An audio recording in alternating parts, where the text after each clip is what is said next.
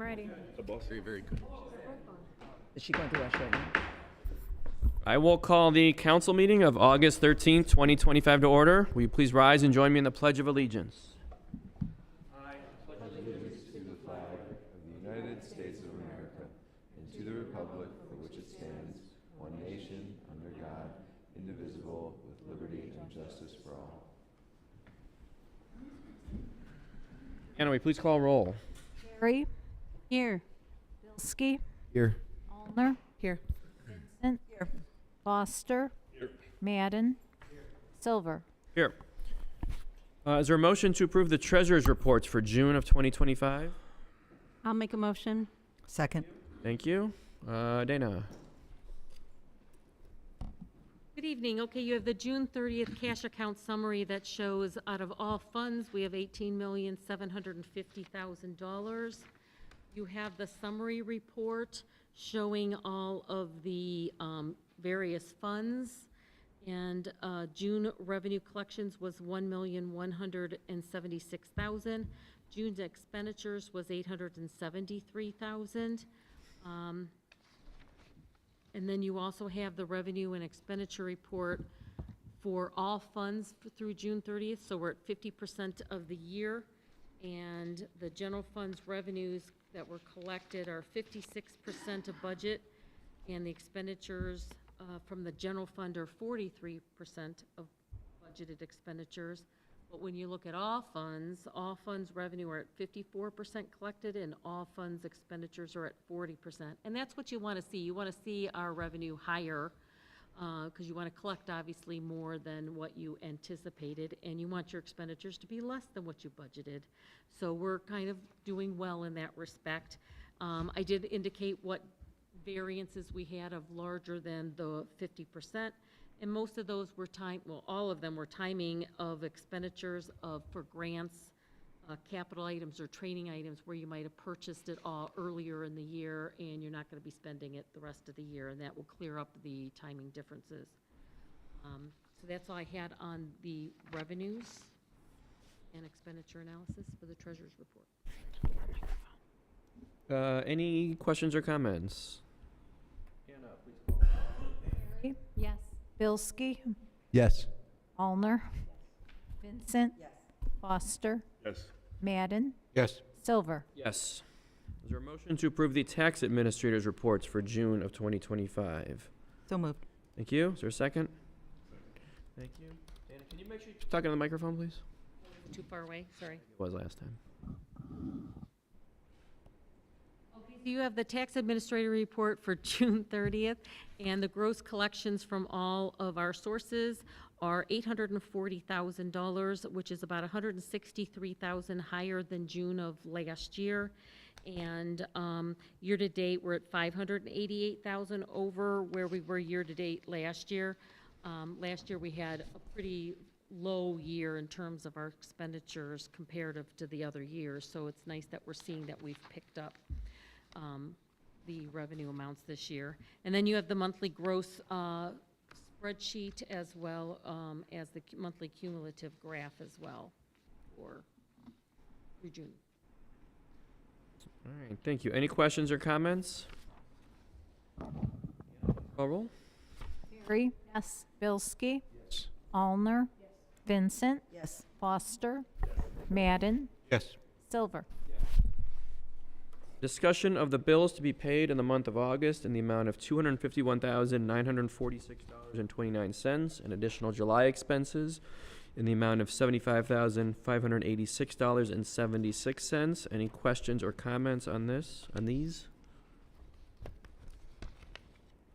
All right, moving on. A discussion of architect selection process for preliminary plans for budget for Village Hall renovation and the new fire station. Mayor, I assume you're taking this one? What I would like to accomplish this evening, in the process of considering architect for the Village Hall renovation and new fire station, last week I introduced and reviewed the report of the recommendation committee. what I'm looking for from council this week is to set a schedule for interviews by council of those architects to be considered for the project. As you recall, there were 4 firms, and I think it's altogether appropriate for council to hear from all 4 of them, to set a meeting within the next 2 weeks prior to our next council meeting in September, so that we can then, at that council meeting, make the selection for contract. The purpose of which is for the council to have an opportunity to voir dire the architects, determine who they feel, who you all feel will make the best, build the best relationship with the community, represent our interest, and at the same time provide the best design and quality designs for these facilities. And we'll be able to more, as accurately as possible, establish a budget. And, you know, one of the, amongst the questions you might want to inquire is their experience in budgeting and costing for projects, because it's very critical to the outcome of this project insofar as there will be some level of public financing involved, and we need to be very specific so that when we do go to the village for a bond issue, that we are going with numbers that reflect what we will be able to build and be able to do it within that budget. So, the only action I think that's necessary tonight is to set a date and a time for that. Do we need to give a certain amount of notice, or can we do it anytime? You can do it any time. Okay. I had a couple dates here that I pulled that I hoping might work. If everyone could pull out their calendar. First one I had was 2 weeks from today, a week from today, the 20th of August. Is there going to be I can do that. or is it going to be an executive session? An executive session, right? No, you can't do It'd an be- executive session. Okay. We're going to interview them in an open meeting with all the... Okay. I cannot do the 20th. Okay. The next day, the 21st. I can't do the 20th or the 21st. Okay, how about Monday, the 25th? I'm out School board meeting. Tuesday, the 26th? that entire week. I guess we're looking into after Labor Day then. Out the whole week. Who's that the whole week? Him. The 22nd? The 22nd. No, I thought I heard somebody say, Um, well, the council meeting's on the 3rd. In the we're not doing a Friday. Yeah, Tuesday the 2nd, Planning and zoning. Thursday the 4th. Oh, no, we moved our meeting. That actually went well. Is the 4th. But we can move it if we have to. This is, I think. Willing to be flexible. you. It's also open house though for my. Is But that that's gonna be a all right. problem? No. I mean, I don't know how many more times we can move this or how much further out we feel comfortable going and travel. We have a decision. It's gonna be like a 2-hour thing. A council meeting, which would be either, what do we have, the 2nd? The 3rd is the next one. 3rd, you get Is the thought that we're meeting with all of them in one night, or are we splitting it? Meetings, so probably figure half an hour each, 2 hours to interview them. If you start at 7, he'll make most of the open house if you wanted to do that. I don't know if that would help or not. Start at 6. 2 hours plus discussion. Fine with me. I'm just saying if he needs to attend the open house. Date that we're, Ryan, does that work for you or not? I mean, should we look at like Monday the 8th? I mean, it'll be right before the meeting on the 10th. I'm out of town that week.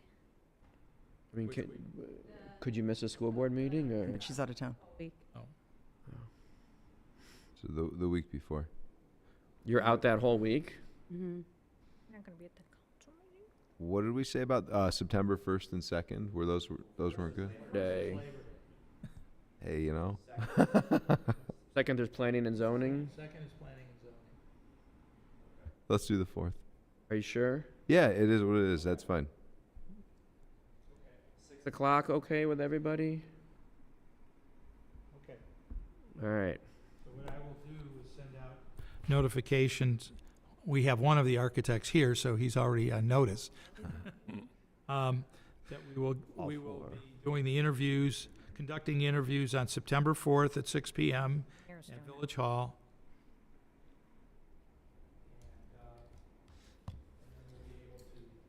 Action on September 10th. Action that night, right? If we, Will there be an opportunity for the public to speak and/or ask questions or be involved in that meeting? It is a public meeting. It's up to Brent how he wants to conduct it with respect to that. think about that, I would It's gonna be a lot. say probably not. I mean, what do you think? Could we have people submit questions in advance? I think It would be important that the constituents had a chance to talk and Maybe allow for a few minutes at the end of each interview. they will have opportunities later in the process. This is council's Yeah, this is our, yeah, we're, view. yeah. Right. The residents don't have really a say in the selection process. Why don't we sort of make a little compromise and just suggest that any resident is welcome to submit questions in advance that we can consider? That'd be helpful. If they want to provide questions to be asked, we can do that. I feel like that seems like a fair. Yeah, we can ask them, We but can be they would be submitted in writing not in me. advance, maybe just to Brent or something, but I Sure. feel like that's a fair Could send them to- opportunity. Submit them to Anna. You can put it in the next newsletter maybe, or a newsletter before then. Okay, I'll put them on the website as well. Okay. then maybe or outside the board. Yeah, maybe Ed can help out with that if you want to write an article. Anything else, Judd, on this topic? No, that's all. I thank you for setting that.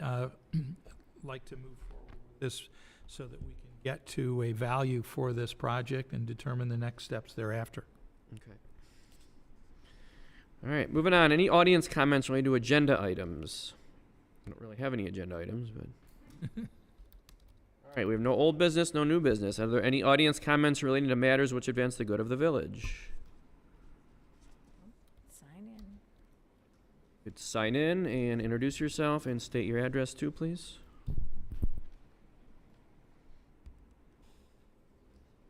You can sign in after if you want to. Done. Thanks. Stacy Manila, 4969 Westwood Crest Drive. And it's my understanding that there is going to be some discussions with the Heritage Classic Academy and finishing up their grounds. And as we know, although that's in Pepper Pike, it's right next to us. And I hope that as council people, you guys will reach out to the residents over there in that condo development and see how they feel about it and how it's going to impact them.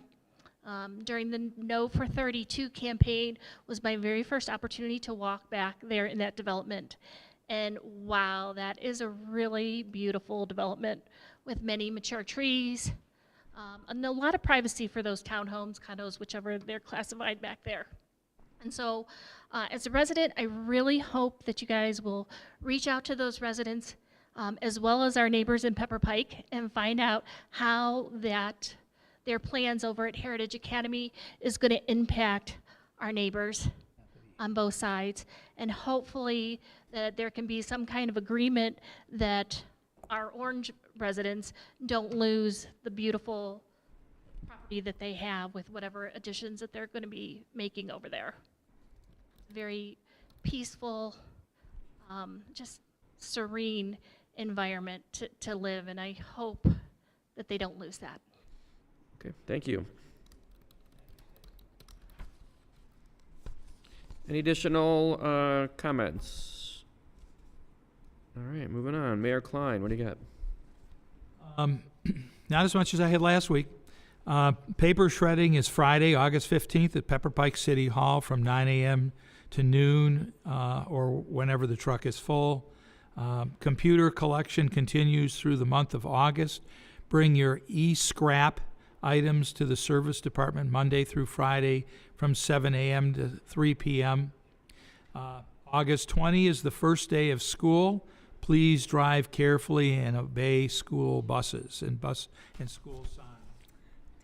Replay will perform at our concert the weekend of the weekend of August 21st through the 23rd will be very busy in Orange Village. Replay will perform at our concert at the amphitheater on Thursday, August 21st from 6:30 to 8:30. Stop by to listen to the classics. They're a wonderful band. They're a lot of fun. I have a CD that I listen to from time to time. The Party in the Park will be held on Friday, August 22nd, beginning at 6:30 p.m., and will culminate with the fabulous drone show at dark. The Orange Artisan and Farmers Market will be held on Saturday, August 23rd from 9 a.m. to 1 p.m. Orange Village has a busy few days beginning on August 21st. I hope to see everyone at these events. If you haven't been to the farmers market, please go. They're just wonderful offerings by a lot of very creative and creative people, as well as successful farmers bringing wonderful items to the market. Orange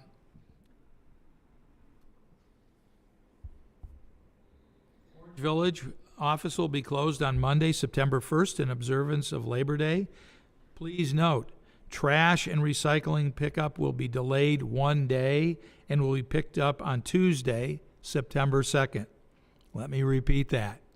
Trash will be picked up on Tuesday, September 2nd that week. I'd like to make note of this coming Saturday is Orange Art Fest. Did I steal your thunder? Stealing all of my thunder. It's okay. That will be held up at the Orange Arts Center. And the big feature will be the creating of the community murals. I hope people will come up and participate in producing them. They're really kind of cool. And we will be the recipients of one panel of the program. Also wanted to make note of the fact that we are finally at a point to kick off the community planning grant that we were able to garner earlier this year for the wayfinding system that will connect the parks with the metro parks, and we'll be beginning the process within the next 2 weeks. I've proposed prospective members for the work group, who will then be contacted by Paul Triello at the Cuyahoga County Planning Commission to enlist their participation. And we hope to have a kickoff meeting within the next 2 weeks. And I have no more thunder to steal from you, Stacy. Thank you, Mayor. I have a couple things. I know last week in Moreland Hills there was a fire in the back of a garbage truck, and there's a lot of speculation it was due to some improper disposal of batteries, and I know the Orange Village Fire Department responded as well. So Chief Genova, I asked him if he could just speak to this quickly, just to kind of some lessons that can be learned from this last week. Sure. Last Thursday, we were requested for a report of a garbage truck on fire. Requested mutual aid to Moreland Hills for Sugar Valley Fire, which is an agreement that we have. Our crews were the first fire units on the scene, found a fire in the back compartment of the garbage truck. I know it was reported on social media that, a cause or possible cause was a lithium-ion battery, which could certainly have been the cause of the fire. When those batteries, even a small cell phone battery, when it's damaged, can heat up anything and everything around it and catch everything on fire. And just about anything in the back of one of those garbage trucks is combustible. So not exactly sure what the official report says, if they actually determined what the cause was, because it's in a different jurisdiction. But other causes could be, and I've seen folks discard, hot coals from their grill or, embers from a campfire. They think it's out, but it's not. And But it is a good reminder to everybody, since we just had this incident, to properly dispose of your lithium-ion batteries. Thank you. Do they have their own fire trucks in garbage trucks in Moreland Hills? They do. Okay, interesting. Another question I have is, so I know when Pinecrest opened in 2018 or so, they instituted the parking meters, the pay for parking on the street. And there was some controversy there because I guess it wasn't in the agreement originally. And then they stopped that for a while. I think when COVID hit, maybe they stopped enforcing that for several years. And they just recently started enforcing parking again through Park Mobile, which is the big parking app that you see, a lot of places. Do we have any say in this? I mean, Chief Roberts, we're not enforcing it, right? I assume it's the Pinecrest people enforcing it? That's correct. We have no say, excuse me, I'm still head cold. We have no say in how they monitor and require paying for parking, at least from the police department standpoint. Wherever there's a large P painted on the ground red, the P is white, coincides with a sticker on the kiosk. You can follow the instructions on the kiosk to pay there, or it's all, I think they're using an app now. Yeah. And the new ownership has decided to turn them back on, and the explanation given is they want to turn over that parking. They want it to be where somebody parks, goes in, shops, does what they're going to do, and leaves. It's very hard for them to determine if it's employees parking there all day, things like that. And this way, they think they're going to prevent that from happening. So they've asked they initially, back in 2018 when they opened, asked us if we would monitor that, and we told them no. That's a civil thing that they need to monitor themselves. So I believe they've now asked the valet to be the enforcement on that. They put the notice on the cars. Last month they wrote warnings, I'm told, and then this month they're going to their civil citation, which I have not seen the civil citation. Civil citation, what's the enforcement on that? What's the legality of The law director could answer that better than me. Theoretically, they could file an action against somebody. I mean, the likelihood that they're going to enforce it all the way through seems low to me. I don't think so. But they could sticker the car or do something that makes it inconvenient. Well, it's private property, so they can do as they will. I've heard from a number of people that are not happy with this taking place, for what that's worth, if anyone is listening from the Tanger Corporation, but all right. That is all that I had. Moving on to comments by council members. Lisa Perry. I have nothing new to report since last week. Okay. Brian Bilski. The economic development meeting was going to be on the 4th, but we're going to move that now. We'll give you an update on that. The other thing I wanted to share, I sound like chief here. The other thing I wanted to share was you're going to see, there was a little piece that I put in the e-newsletter that came out yesterday. I forget what day it is. But about the Alzheimer's Association, there's going to be a little display up somewhere in the park area here in the coming week or two. But just a little reminder about the Alzheimer's Association. I know I had one of the colleagues from there come to present and speak to council a few months ago. But the walk for the Alzheimer's Association, the Walk to End Alzheimer's, is coming up October 18th, just as an FYI to those who may be interested. Another, oh my gosh, I didn't write it down. I'm sorry. That's all I have for now. Thank you. You think of it while I'm talking. If I think of it, I'm gonna blurt it out.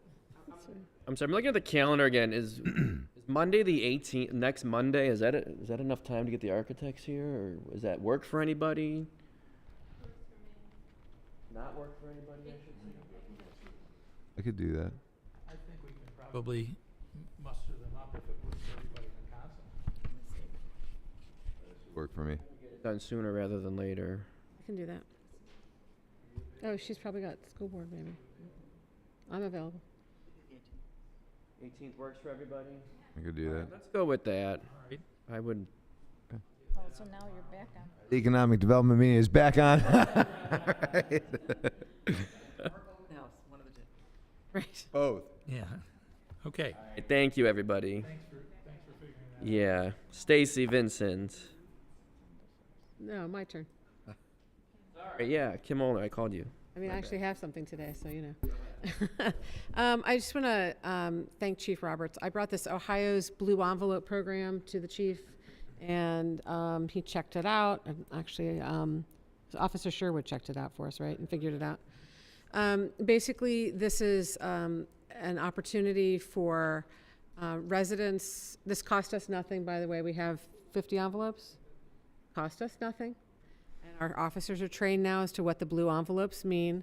But basically, if there is someone in the car who may exhibit signs of anxiety or nervousness due to bright lights or noises, if they're pulled over by an officer, or if they may need additional time to formulate responses, just anything where their communication processing, it might be different than what an officer might normally expect from someone that is pulled over.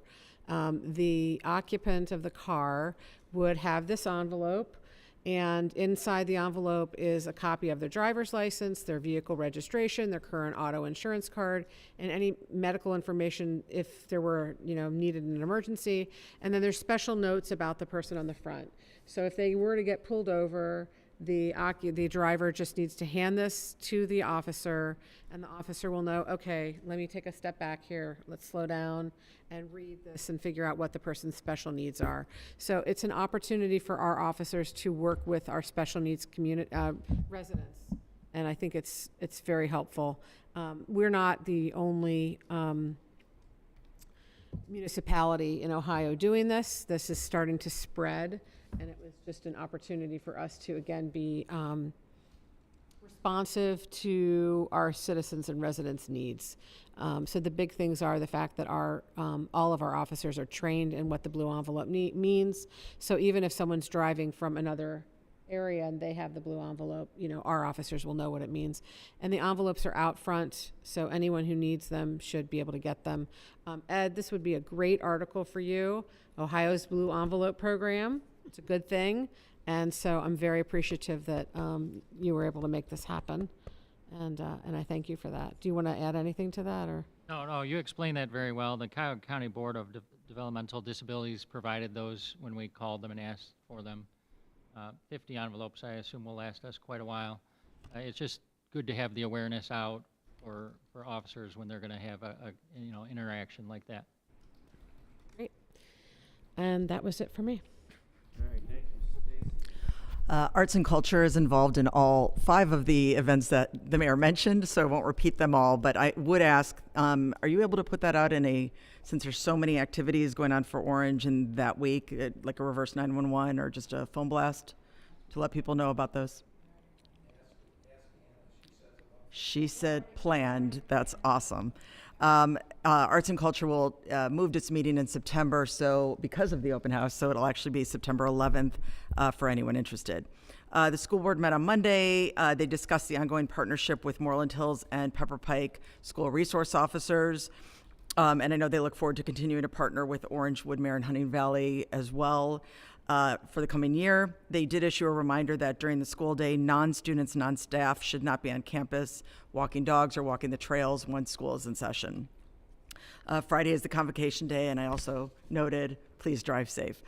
I want to congratulate Orange High School teacher Ship Collins, who's one of 4 finalists for the Ohio Teacher of the Year. The announcement of the person selected will be made in the next week or two. School board next meets on August 25th. I'll wait until the September meeting to finalize whether or not we're going to continue with Orange for the Holidays program. If you have any thoughts, if you're interested in pursuing it, if you think it's a good thing that we should continue or think we shouldn't, please let me know just individually. And same thing, if any of our residents really love the program or aren't as interested in it, would like to see those funds go elsewhere to some of the other things our different committees are doing, I would welcome an email at vincents@orangevillage.com. What is the cost for that program?